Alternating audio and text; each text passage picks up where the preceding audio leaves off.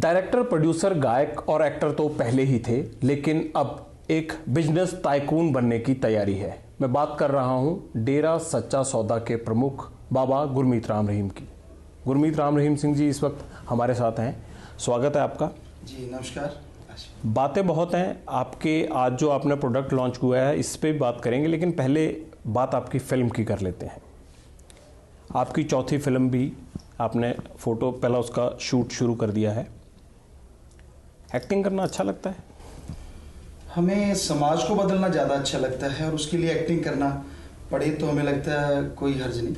तो हमारा मुद्दा जो मेन है वो समाज को बदलना है। जैसे हमारी तीसरी फिल्म है वो ऑनलाइन गुरुकुल, वो वेदों पे है, और ये जो चौथी फिल्म है ये यूएसए बेस्ड है। और इसमें एक ऐसा योद्धा का जिक्र किया गया है जो ज़मीन जायदाद के लिए नहीं, अपने नाम के लिए नहीं, बल्कि लड़कियों की इज्जत बचाने के लिए मशहूर हुए थे।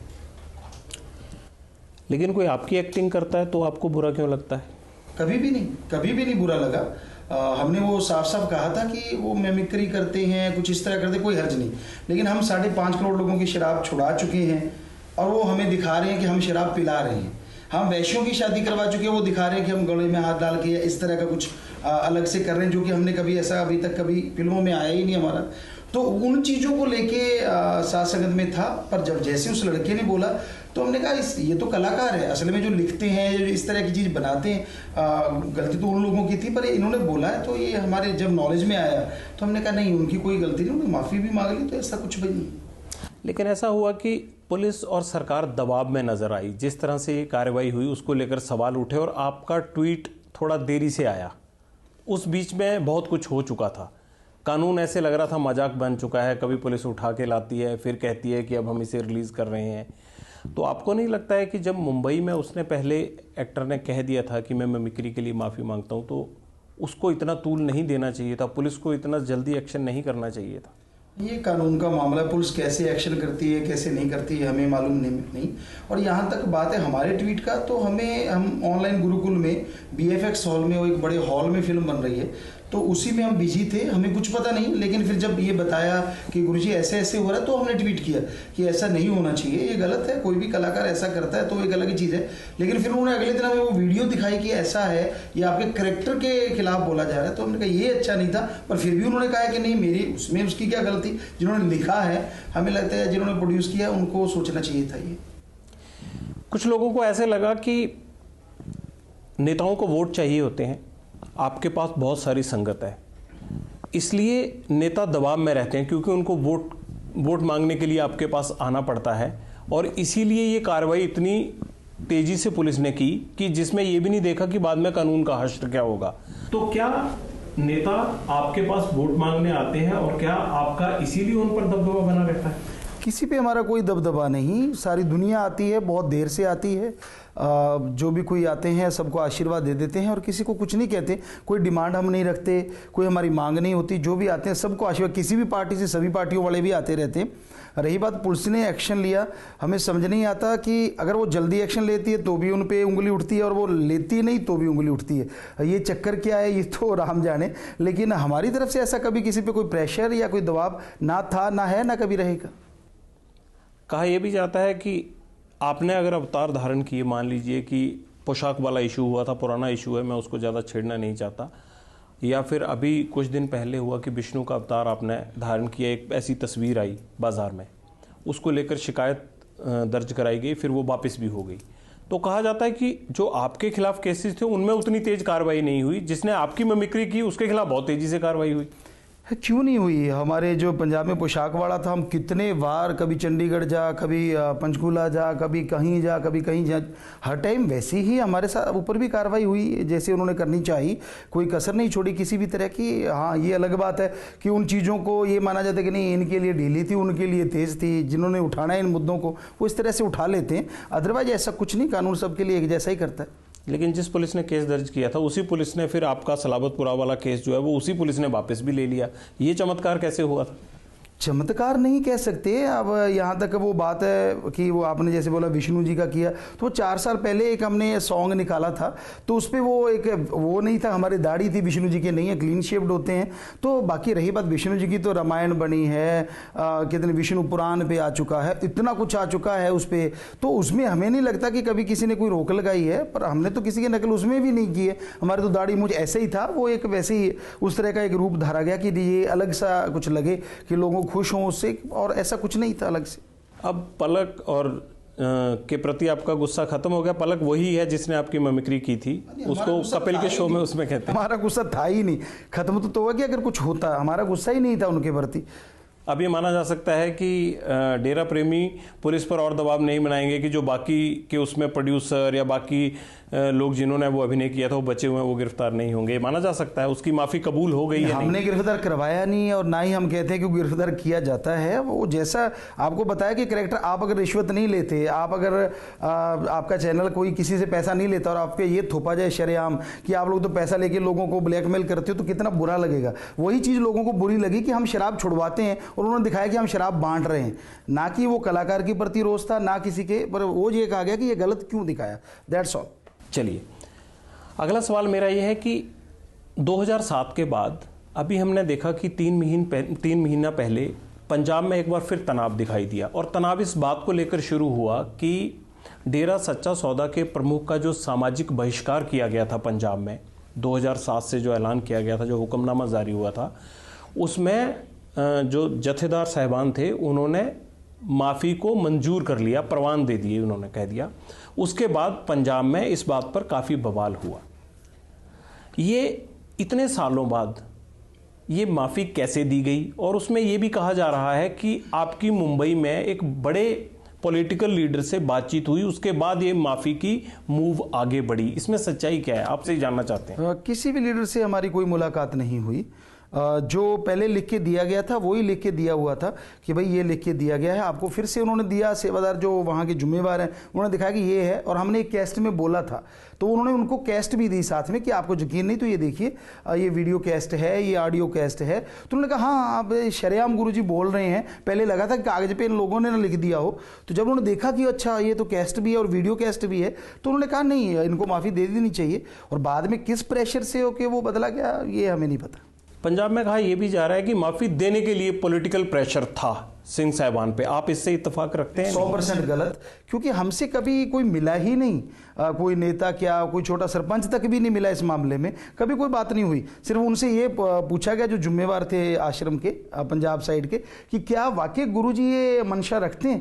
तो उन्होंने दिखाया कि ये देखो वीडियो, उसमें हम बोला हुआ था, बहुत पहले भी बोलते ही रहते हैं कि भाई हम तो एक दासन दास हैं, राम श्री कृष्ण जी या श्री गुरु गोविंद सिंह जी महाराज ये तो भगवान तुल्य हैं, हम तो खाकसार हैं। तो यही चीज़ उन्होंने वीडियो दिखाई, उसकी ऑडियो दिखाई, प्लस वो लिखा हुआ दिखाया। तो तीनों चीज़ें जब पहले उनके लिखा हुआ था, जब तीनों चीज़ें उन्होंने देखी उनसे, तो वो कहने कि नहीं ये तो है ही, बात ही कुछ नहीं है, तो माफ़ इनको करना ही चाहिए। तो उसी को लेके माफ़ किया गया, कोई प्रेशर या कोई किसी तरह का बिल्कुल भी नहीं। आपकी मुंबई में किसी पॉलिटिकल लीडर से मुलाकात नहीं हुई? मतलब ही नहीं, किसी से कोई बात ही नहीं हुई। हम तो फिल्म के सिलसिले में वहाँ गए हुए थे और उसी में लगे हुए थे। उसके बाद उस माफ़ी को रद्द भी कर दिया गया जब लोगों ने बहुत विरोध जताया। तो अब आप क्या करेंगे? अब दोबारा आप उस मैटर को परस्यू करेंगे या नहीं करेंगे? वो चीज़ें उनको दे दी जा चुकी हैं, वो उस पर विचार कर रहे होंगे कि भाई ये हमारी ऑडियो है, ये पूरी वीडियो है। हम बोलते हैं आज आपके चैनल पे भी हमने बोल दिया है कि हम तो खाकसार, हम तो कुछ भी नहीं। और हो सकता है इन्हीं चीज़ों को देख के वो फिर से इस बारे में विचार करें, पर अदरवाइज़ ऐसा कुछ नहीं कि हमने कभी कुछ गलत बोला। और यहाँ तक बहुत विरोध की बात बहुत सारे लोगों के टेप या वीडियो में या ऐसे पढ़े हैं जिन्होंने ये कहा था कि हाँ ये हो जाना चाहिए, सही है ये बात। और चंद लोगों का ये भी था कि नहीं ये गलत है। तो उन्होंने किसकी बात को माना किसकी नहीं, ये तो राम जाने। जैसा कि ये पूरा एपिसोड हुआ पंजाब में, उसके बाद आपको जो माफ़ करने वाले जथेदार साहिब थे, अब उनको पंजाब एक्सेप्ट नहीं कर रहा है। पहला मेरा आपसे मैं इस बात की प्रतिक्रिया लेना चाहूँगा कि क्या पंजाब में जो कुछ हुआ इस माफ़ी के बाद उस पर आप क्या कहेंगे? गुरु ग्रंथ साहिब की बेअदबी हुई कुछ जगहों पर, उसके बाद फायरिंग होगी, कुछ लोग मारे भी गए, पंजाब में एक्स्ट्रा सेंट्रल फोर्सेस लगानी पड़ी।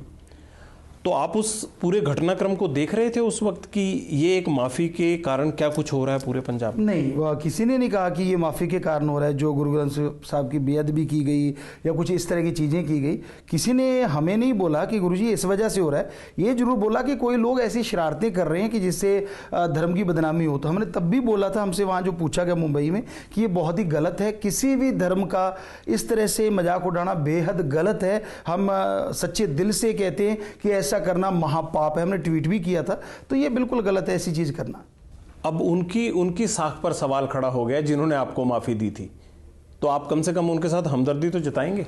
नहीं, अगर हमने जो सुना, हम जो सिख गुरु साहबानों का पढ़ा करते थे, हमारे पास ग्रंथ एक पवित्र गीता सबसे पहले घर में थी, फिर श्री गुरु नानक देव जी जन्म साखी आई, गुरु साहबानों के बारे में हमने पढ़ा, सभी धर्मों का एक तरह से पूरा ध्यान से हमने पढ़ा। तो उसके अकॉर्डिंग तो जो जथेदार या सिंह साहबान जो फैसला कर देते हैं तो वो माना जाता है सारों को। तो हमें लगता है कि सभी को वो मानना चाहिए था जो उन्होंने कहा, और हमें लगता है उन्होंने कुछ गलत नहीं किया था। उन्होंने सब कुछ देख के परख के ही किया था, और यही उन्होंने बोला था कि हमने देख परख के ही माफीनामा कर रहे हैं। 2 दिन पहले ही अकाल तख्त के जथेदार साहब ज्ञानी गुरबचन सिंह ने हमारे चैनल पर ही कहा कि हमसे गलती हो गई थी ये, और हमने गलती को सुधारा बाद में। तो आपको लगता नहीं कि उनका ये बात कहना ही अपने आप में ये लगता है कि गलती आखिरकार किस दबाव में हुई होगी? हमें नहीं पता, ये आप उनसे पूछे तो ज़्यादा बेहतर होगा, क्योंकि जो आदमी बात कह रहा है वही बता सकता है कि उसने ऐसा क्यों कहा, पहले क्यों किया और अब क्यों किया। हमें क्या पता, हमने तो कुछ भी नहीं कहा उनको। पंजाब विधानसभा चुनाव आने वाले हैं, तो डेरा की दोस्ती बीजेपी से बरकरार रहेगी या नए दोस्त ढूंढे जाएंगे? साथ संगत फैसला लेती है हर बार, चाहे वो कहीं भी हो, दिल्ली हो, हरियाणा हो, यूपी हो, हर जगह। तो साथ संगत ही इस बार फैसला लेगी। अब तो बहुत कम टाइम रह गया, फैसला तो हो चुका है। अब 6 महीने में तो कुछ ऐसा नया होने वाला नहीं है कि जिससे फैसला बदल जाए। तो अभी तक पिछले जो 9 साल की रेटिंग है मौजूदा सरकार की, उसे देखते हुए कुछ तो मन बनाया होगा साथ संगत ने? नहीं, हमें अभी तक किसी ने कुछ नहीं कहा कि उन्होंने क्या मन बनाया है। लेकिन पुराने दोस्तों के साथ संबंध वैसे ही हैं या कुछ? हमारा सबके साथ है। हमारा जितने भी लोग आ रहे हैं, जो भी कोई आता है, कभी कभार कोई मिले, शूटिंग के टाइम में आ गए या कहीं भी आ गए, तो हर तरह के सभी लोग आते, जैसे पहले आया करते थे वैसे ही आ रहे, सबको आशीर्वाद कहते रहते। नरेंद्र मोदी को आपने डेरा ने सपोर्ट किया, बीजेपी को किया, नरेंद्र मोदी को किया लोकसभा के चुनाव में। आपने जो सोच के उनको सपोर्ट किया था, या जो उस वक्त मेरी आपसे बात हुई थी, आपको लगता है कि वो आपके पैमाने पर, आपकी कसौटी पर इन पिछले 1.5-2 साल के कार्यकाल में खरे उतरे? हमें लगता है उन्होंने बहुत से कार्य वो किए जो हम उम्मीद किया करते थे, जैसे सफाई महाअभियान है, बेटियों के लिए है, या जैसे रैन बसेरा वगैरह ये चीज़ें बन रही है, या मेडिकल कॉलेज जो हमें लगा सरसा में, उन्होंने आके हमें बताया कि इस तरह से हम उसको जोड़ रहे हैं। और जो वहाँ भी हमें लोगों ने बताया कि मोदी साहब पूरे दिलो जान से लगे हुए हैं, सुबह अर्ली मॉर्निंग आके बैठते हैं, शाम तक लगे रहते हैं। रिजल्ट आने में कहते हैं हथेली पे सरसों नहीं जमा करती, टाइम तो जरूर लगता है। और यहाँ तक आप हमारा कहना चाह रहे हैं तो हमें काफ़ी हद तक ये है, कोई तो ऐसा जगह है जिसने कुछ काम शुरू किए हैं और कामों के लिए वो लगे हुए हैं, तो हमें लग रहा है कि वो सही रास्ते पे जा रहे हैं। आपने कहा था कि हम ड्रग्स और नशे पे जो काम करते हैं, हम उन पॉलिटिकल पार्टीज़ को सपोर्ट करते हैं। मेरा ख्याल से जब से नरेंद्र मोदी गवर्नमेंट आई है दिल्ली में, तब से पंजाब में नशे को लेकर कोई काम नहीं हुआ। जैसा नशा था वैसे ही नशा चल रहा है। जो ड्रग्स का इशू तब जिंदा था उसी हिसाब से आज चल रहा है, और मेरे ख्याल 2017 के चुनाव का ये सबसे बड़ा मुद्दा भी है। फिर आपको क्यों लगता है कि नरेंद्र मोदी ने वो सब काम किए? ड्रग्स आपका सबसे बड़ा इशू है, ड्रग्स पे तो कुछ नहीं हुआ पंजाब में। हमारा बहुत सारे इशू हैं, यही थे कि जैसे कन्या भ्रूण हत्या था, वो हमारे पास आज भी 29 बेटियां हैं छोटी छोटी, आज कुछ बड़ी भी हो गई हैं, तो वो उन पे उन्होंने किया। ड्रग्स का यहाँ तक बात है कि आज हरियाणा में हमने देखा कि काफ़ी हद तक वो ग्राफ गिरा है, जो पहले बहुत नशेड़ी हुआ करते थे। और पंजाब से भी बहुत सारी पंचायतों ने ऐसा किया कि वहाँ नशाबंदी करवाई गई, कुछ पंचायतों ने मिलके जो आए। पर यहाँ तक आप पूरे ऑल ओवर देश की बात करते हैं, हमने कभी कैलकुलेशन कभी भी नहीं किया। आज नई कोई बात नहीं कि मोदी साहब आए तब नहीं किया, पहले भी कभी नहीं किया, कौन आता है कौन नहीं, ये देखते रहे कि हाँ नशा चल रहा है। और आज ये लगता है कि हाँ कई चीज़ों पे बैन भी हुआ, उनको बंद भी करवाया गया, तो हमें लगा कि वो चीज़ अच्छी हुई जो पहले कभी नहीं हुई थी। लेकिन पंजाब ड्रग्स पे मेरा सवाल था कि पंजाब में जो ड्रग्स का कारोबार धंधा चल रहा है उसको लेके कुछ नहीं हुआ। आपको नहीं लगता कि पंजाब के ड्रग्स पे और सभी केंद्रीय एजेंसियां हो चाहे स्टेट गवर्नमेंट हो उनको काम करने की ज़रूरत है आज की डेट में? जी, यहाँ तक पंजाब में ड्रगी लोग ज़्यादा हैं, ये देखने में आता है। जो आपने बोला कि उस पर ज़रूरत है कि उनका नशा छुड़वाया जाए, उनको सपोर्ट किया जाए किसी भी तरीके से, चाहे वो जैसे आप बोल रहे हो सेंटर से हो या लोकल एजेंसियां हैं, कि उनका एक नशा छुड़वाना अति ज़रूरी है। बहुत नशा है, लेकिन हम अकेला पंजाब ने, हमने कई स्टेटों में गए हैं, तमिलनाडु के यारकड़ में गए थे हम, वहाँ बहुत नशा था, और भी कई स्टेटों में गए, वहाँ नशा है। तो हमारे पूरे भारत में ज़रूरत है कि नशाबंदी होनी चाहिए।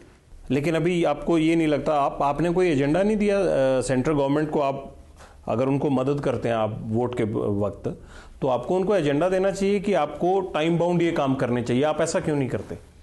क्योंकि हम कभी अपनी तरफ से कोई फैसला देते ही नहीं। साथ संगत जो है वो अपने अपने एरिया में फैसला दे रही है, और उन्होंने टाइम बाउंड तो नहीं दिया, लेकिन ये जरूर कहा है कि ये चीज़ें बंद करवाई जानी चाहिए। नशा है या मांसाहार या गौ हत्या, तो इन चीज़ों को रोका जाना चाहिए। उन्होंने स्वीकारा कि हम करेंगे, लेकिन टाइम लगता है हर चीज़ पर। ये उन्होंने जवाब दिया जब उनसे पूछा गया कि आपने उस तरफ कदम नहीं उठाए, तो उन्होंने कहा कि हम कदम उठाएंगे और इसको बंद करवाएंगे। अलग अलग धर्मों के लोग आपके पास आते हैं। आपको नहीं लगता कि जब से मोदी गवर्नमेंट आई है पूरे देश में तब से असहनशीलता बढ़ रही है?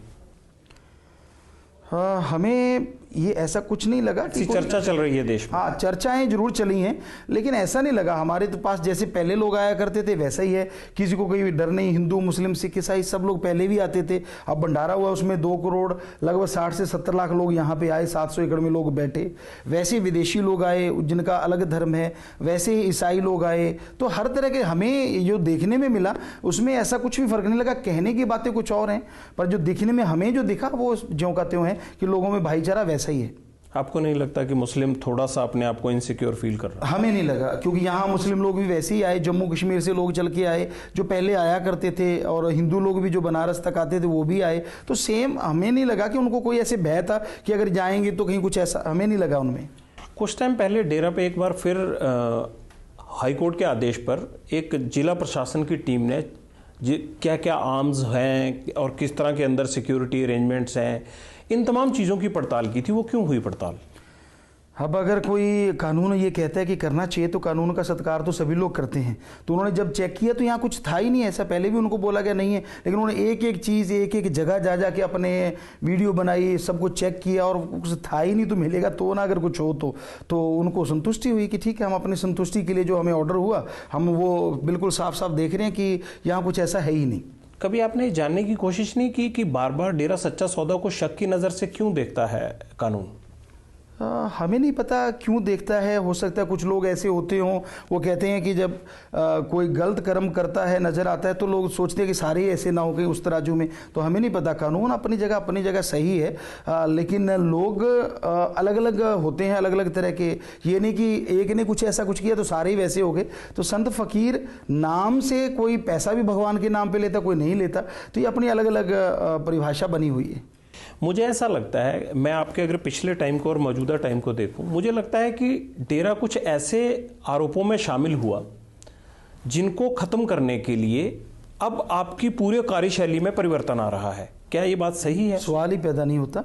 हमारा शुरू से ही ऐसा था। जैसे हमने कन्या भ्रूण हत्या का तो 92 या 93 में ही शुरू कर दिया था। बच्चों के स्कूल बनाए, गेम्स खेलने उनके साथ, फिर वहाँ पार्टिसिपेट करना।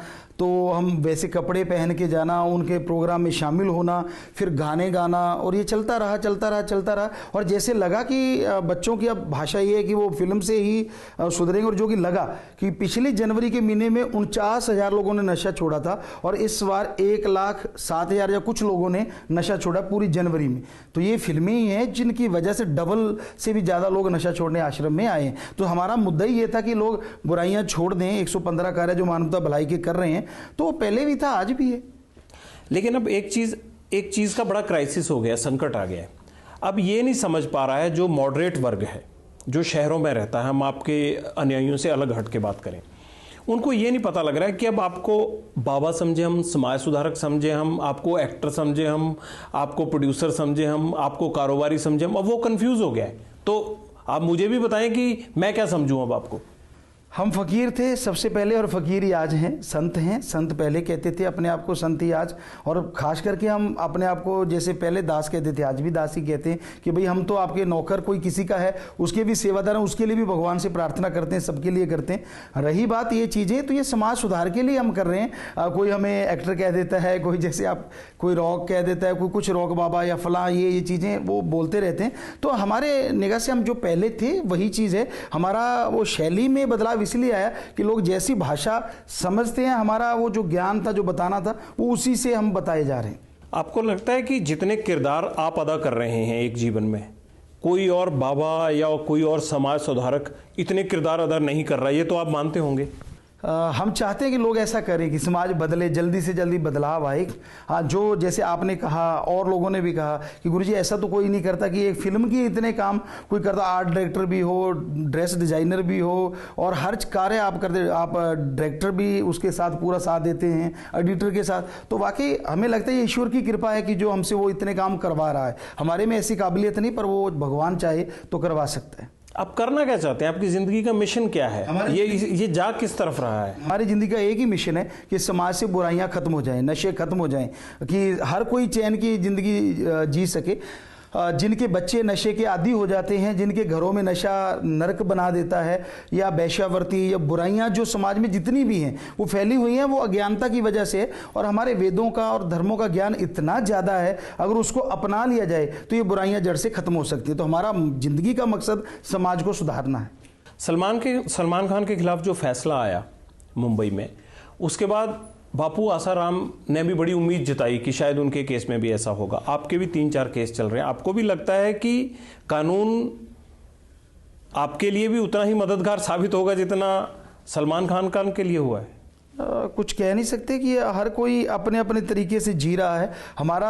हमने कभी कोई गलत कर्म किया ही नहीं। बाकी कोर्ट के फैसले हैं, वो कानून अपने हिसाब से करता है और हम उनका सत्कार करते हैं। तनाव रहता है इन केसेस का? आप एक पब्लिक फिगर हो गए हैं अब, तो पब्लिक फिगर को इस बात की चिंता तो रहती है, आपको भी रहती होगी? नहीं, ऐसा कोई चिंता नहीं रहती कि हमने कभी बुरा कर्म किया ही नहीं। ईश्वर की कृपा से कभी ऐसा बुरा सोचा ही नहीं।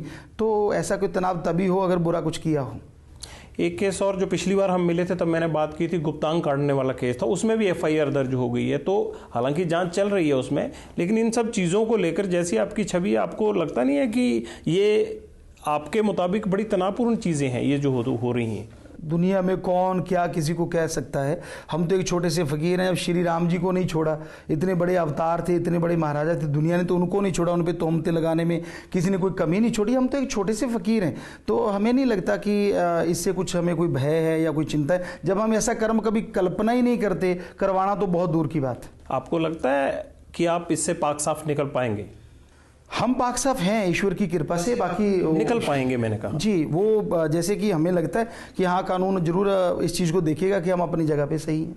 बार बार पब्लिक में मैं जाता हूं तो एक सवाल उठता है कि पॉलिटिकल इन्फ्लुएंस इसलिए बढ़ाया है बाबा ने क्योंकि उनके केसेस को, इनको जो है, इनका असर कम किया जा सके। असलियत क्या है इसमें कि वाकई आप पॉलिटिशियनों के इसीलिए नजदीक आना चाहते? 100% गलत है।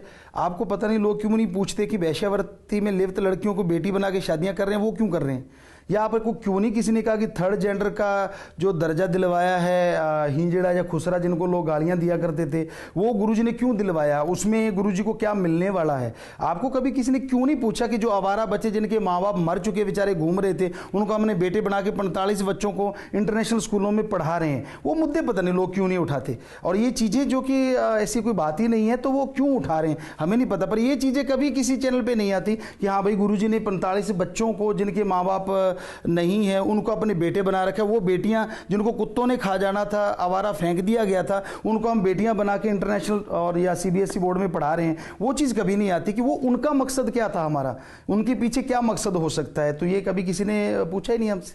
बुराई हमेशा ज़्यादा दिखती है, ये दस्तूर है, आप तो मेरे से बेहतर जानते होंगे, इसीलिए और मेरा तो सवाल पूछना फर्ज है, मेरा काम है। बिल्कुल बिल्कुल बिल्कुल बिल्कुल। अब बात पे आते हैं कि आपका अपना नेटवर्क था, अपनी लेबर थी, अपना अच्छा खासा कारोबार था। आपने आज जो प्रोडक्ट लॉन्च किए हैं, 160 प्रोडक्ट आप मार्केट में ला रहे हैं, आपने इतनी देरी क्यों कर दी? पीछे कहाँ रह गए आप? हमने कुछ देरी नहीं की। जैसा हमने वहाँ बोला कि हमने कई जगहों पे देखा कि ऑर्गेनिक चीज़ ही नहीं है। हमारा देश ऑर्गेनिक के लिए बड़ा फेमस है। हम शायद योधपुर साइड में सत्संग कर रहे थे और वहाँ ऑर्गेनिक बहुत सारी चीज़ें थी, जड़ी बूटियाँ थी, पर वो जापान और अमेरिका में सीधी जा रही थी। तो हमें बड़ा दुख लगा कि हमारा देश जिसमें इतना कुछ है, इतना बढ़िया चीज़ें हैं, तो वो देश में क्यों नहीं मिल पा रही। तो फिर हमने इन लोगों की एक टीम बनाई। ये पूरी एक टीम है, शेयर होल्डर लोग हैं, एक इनकी कंपनी है बहुत बड़ी। तो उसको हमने कहा कि भाई आप लोग इकट्ठे हों और ये चीज़ें लॉन्च करें, तो हम साथ देंगे अगर आप 100% सही चीज़ें देंगे। तो इसलिए वो चीज़ें सब देखे कि जहर मिल रहा है और लोग उसमें, जैसे हमने कहा कि तरबूज को हमने देखा उसमें झाग निकल रहा था, बदबूएं आ रही। तो जैसे जैसे समय के अनुसार देखा वैसे उनको बताया और वो चीज़ शुरू हो गई।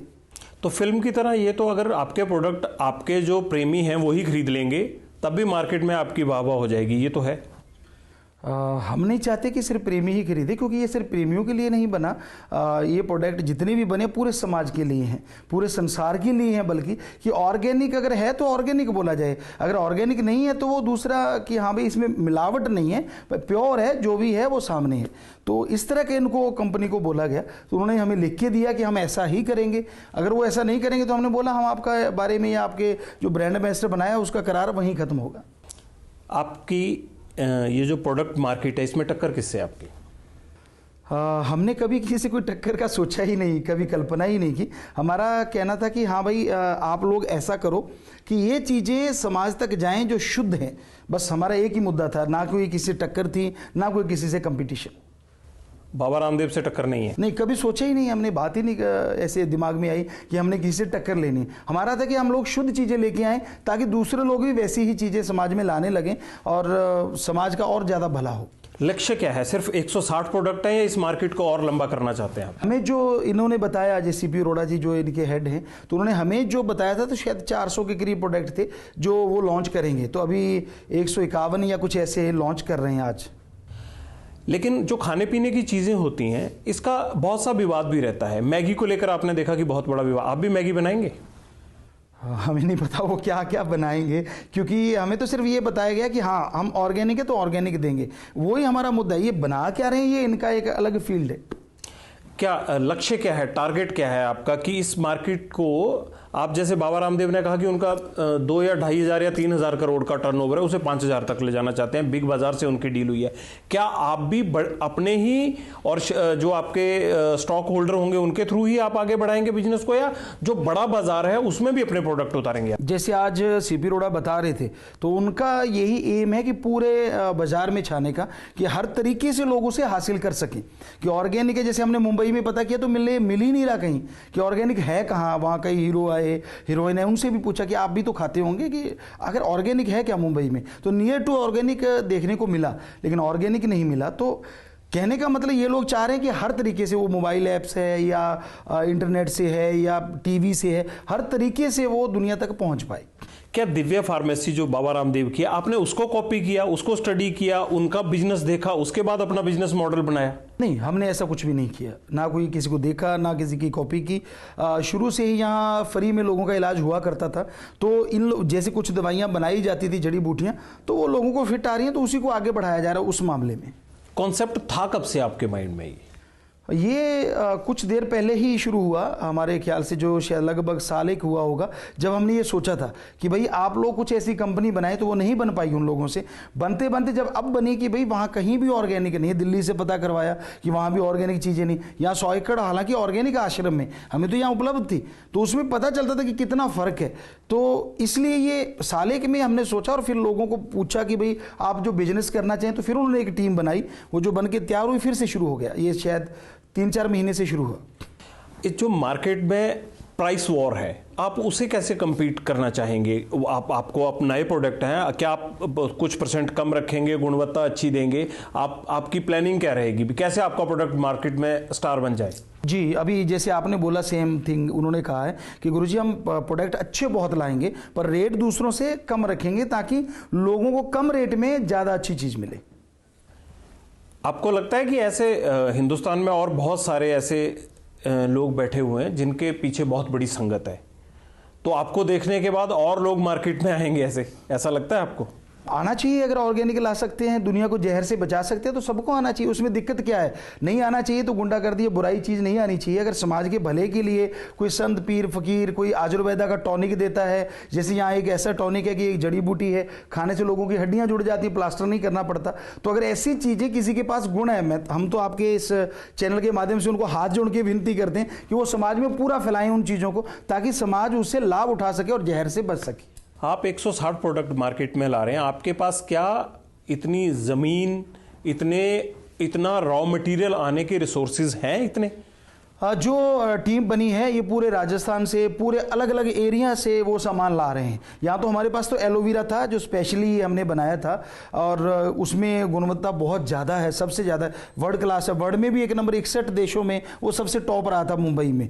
तो बाकी चीज़ें वो पूरे देश से जहाँ जहाँ ऑर्गेनिक, राजस्थान का एरिया काफ़ी माना जाता है, ऐसे ही कुछ एरिया हैदराबाद साइड में माना जाता है अलग चीज़ों के लिए, कुछ महाराष्ट्र का माना जाता है। तो वहाँ से वो चीज़ें ला रहे हैं, या सर्टिफाइड है कि वहाँ सर्टिफाइड है कि ऑर्गेनिक है, तो वो चीजें वो ला रहे हैं। आप तो सिर्फ इसके ब्रांड एम्बेसडर बने। जी हाँ, जी हाँ। तो आपको पता है कि जब गुणवत्ता में कोई भी दोष पाया जाता है तो ब्रांड एम्बेसडर पे बात आती है, चाहे अमिताभ बच्चन हो, माधुरी दीक्षित हो, उन पे भी बात आई थी। तो आप उस चीज के लिए भी तैयार है ना कि अगर गुणवत्ता में दोष पाया जाएगा तो बात ब्रांड एम्बेसडर पे भी आएगी? जी जी, हमने उनको साफ बोला है कि अगर आपकी इस इधर की, क्योंकि ये लॉट जो बना रहे हैं उस लॉट का सैंपल यहाँ रखे जा रहे हैं कि भाई हमारा ये लॉट है, इतने लॉट नंबर है, वो सैंपल उन्होंने हमें कल बताया। हमने कहा आप कर क्या रहे हो? तो उन्होंने बताया गुरुजी हम हर लॉट के इतने इतने सैंपल रख रहे हैं, उनको लैब में सभी को चेक कर रहे हैं। हमारे पास वो है, कल को कोई अपने पास से मिलावट डाल के कुछ करता है तो हम अपने लॉट से मैच करेंगे, ये लॉट नंबर है हमारे पास, ये आपके पास, चेक कीजिए कि इसमें अगर सही है तो उसमें गलत क्यों है। तो वो हमने को बोला कि अगर आपका ऐसा कुछ आ गया तो हम फिर आपके ब्रांड एम्बेसडर नहीं रहेंगे, अगर आपके इस लॉट में ऐसी चीज पाई गई। जो प्रॉफिट होगा आपको इस पूरे कारोबार से, आप उसको कहाँ लगाएंगे? हमें जो भी ये चीज़ें देंगे, हमने साफ इसका खोल रखा है कि जैसे थैलेसीमिया के मरीजों का था कि वो पूरा नहीं हो पाया, स्किन बैंक यहाँ पे बन रहा है, और मेडिकल कॉलेज में बहुत से गरीब बच्चे आएंगे जो फीस या वो चीज़ें जो होती हैं वो नहीं कर पाएंगे, तो उनका पूरा साथ देंगे। हमारा काम तो मानवता भलाई का है कि उसके साथ साथ उनको सपोर्ट करते जाएंगे। मैं ये मान लूँ कि जहाँ आपको पैसा चाहिए उन ज़रूरतों के मुताबिक पैसा जोड़ने के लिए भी आप मार्केट में आए हैं, मैं ये मान लूं? नहीं, बिल्कुल नहीं, क्योंकि हमारा मकसद था कि अगर ये हमें देंगे तो हम वो करेंगे, लेकिन हमारा जो मकसद था कि समाज तक शुद्ध चीज़ें लेके जाना मेनली, तो वो हमें लगता है कि हमारा पूरा होगा अगर ये चीज़ें समाज तक कम रेट में पहुँचे। फिल्मों का रिस्पांस कैसा रहा आपका? आपकी 2 फिल्में जो हैं स्क्रीन पे जा चुकी हैं, 2 बन रही हैं अभी। जो पहली 2 फिल्में थी उनका रिस्पांस कैसा रहा? प्रॉफिट में रही, एवरेज रही, लॉस में रही, क्या रहा? सब कुछ बताइए। जी, कंपनी ने जो हमें बताया कि उनकी दोनों ही फिल्में प्रॉफिट में रही है, लॉस में नहीं रही। तो इसका मतलब ये है कि डेरा प्रेमियों की बदौलत ही वो फिल्में जो है वो प्रॉफिट में चली गई, क्योंकि डेरा प्रेमी बहुत बड़ी संख्या में पहुंचते थे। जी, डेरा प्रेमी तो जाते जाते हैं, लेकिन हमने मुंबई में देखा, अभी जो गणेश जी का उत्सव था वहाँ लाल बाग में हम गए थे, तो हमने देखा कि वहाँ जितने भी लोग थे नए, वो सब कह रहे थे गुरुजी MSG2 वंडरफुल, MSG2 वंडरफुल। तो वो बिल्कुल नए लोग थे जिनको हम जानते नहीं थे, फर्स्ट टाइम हम उनके बीच में गए थे। 3-4 जगह हम लोग गए, हमें वो लेके गए, तो हमने हर जगह देखा कि हर जगह नया यूथ जो था वो बड़ा पसंद कर रहा था। तो हमें लगता है ये जो आज बुराइयाँ छोड़ने जो लोग आए, पिछली जनवरी में जो 49,000 थे और इस बार 1 लाख से ऊपर चले गए, तो ये नए लोग जुड़े हैं जो कि नहीं, तो इसलिए समाज ने उसको देखा है, स्वीकार किया है। अभी तक भी 135 में देना है, और तेलंगाना और हर जगह वो फिल्म धूमधाम मचा। तेलंगाना साइड में तो हम बहुत कम गए हैं, और वो तब से आज तक उतरी नहीं है, और लगातार पता नहीं कितने लाख लोग वहाँ के उसको देख चुके हैं और उसे पसंद कर रहे हैं। तो ऐसा ही ऑस्ट्रेलिया में है, वो लगातार वहाँ 15 या 13 हफ्ते लगातार चली, तो ये अपने आप में बहुत बड़ी बात है। 4 सीक्वल हो चुके हैं, कितने सीक्वल बनाएंगे आप? हाँ, जब तक समाज नहीं बदलता हमारा काम है कि हम लगे रहेंगे कि जितना भी संदेश, जैसे अभी एक फिल्म में तो पूरा वेद है, जो सारे धर्म है मेनली, कि सारे धर्मों का निचोड़ की उसमें क्या साइंस थी, कैसे हुआ करता था, वो चीज़ें लेके आ रहे। दूसरे में कि योद्धा ऐसे भी होते हैं जो ज़मीन ज़्यादा पैसे के लिए नहीं, समाज की इज्जत के लिए भी लड़ते हैं, तो वो चीज़ हमें पसंद आई, उसमें हम किरदार निभा रहे हैं। अंदाजन कितनी फिल्में मान के चलूँ मैं? कुछ नहीं कह सकते, क्योंकि कुछ सोचा ही नहीं है कि जैसे जैसे समाज को ये चीज़ अच्छी लग रही है और समाज बदल रहा है, हमारे अकॉर्डिंग तो पूरा बदल रहा है कि डबल उनकी संख्या होगी बुराई छोड़ने वालों की आश्रम में, तो हम बनाते रहेंगे। हमें और अच्छा लगा कि हाँ भाई लोग इससे बदल रहे हैं। बहुत बहुत शुक्रिया आपका। तो बड़े पर्दे पर अपनी फिल्में उतारने के बाद अब बाबा गुरमीत राम रहीम आपको मार्केट में भी नजर आएंगे, क्योंकि मार्केट में कल से इनके 160 प्रोडक्ट आपके लिए हाजिर होंगे। जो भी आदमी खरीदना चाहे इनके प्रोडक्ट ले सकता है। और फिर ये भले ना मानते हो, लेकिन हम मानते हैं कि बड़ी तुलना इनके प्रोडक्ट्स की बाबा रामदेव की दिव्या फार्मेसी के प्रोडक्ट से होगी। अब देखना है कि इस लड़ाई में कौन जीतता है, लोगों के दिलों पे कौन राज करता है। कैमरामैन राजेंद्र सिंह और गुलशन के साथ जगविंदर पटियाल, एबीपी न्यूज, सिरसा।